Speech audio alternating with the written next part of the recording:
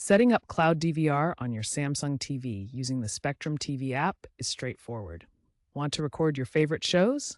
Here's how to get started. First, make sure you've downloaded the Spectrum TV app from the Samsung Smart Hub and signed in with your Spectrum credentials. A stable internet connection of at least 25 Mbps is recommended for smooth performance.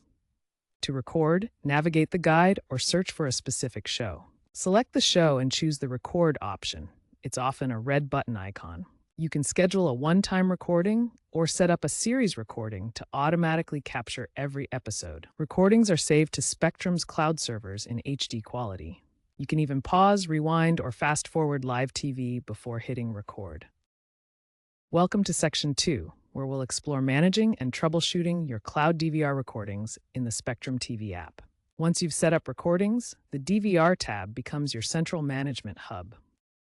In the Spectrum TV app, the DVR tab is your central hub for all recorded content. Here you can view, delete, and organize recordings by categories like series or movies. You can organize recordings into categories such as series, movies, and one-time recordings for easy access. Series recordings can be set to automatically record new episodes. If two shows overlap, the app offers conflict resolution by allowing you to prioritize shows based on their importance to you. Keep in mind that recordings automatically expire after 90 days unless you manually save them.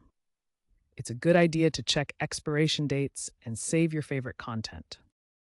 If you experience issues like buffering, ensure you have a strong internet connection with at least 25 Mbps speed. You can also try restarting the app or device. Spectrum has improved cloud reliability through partnerships with providers like Amazon Web Services, which helps with better redundancy and fewer disruptions.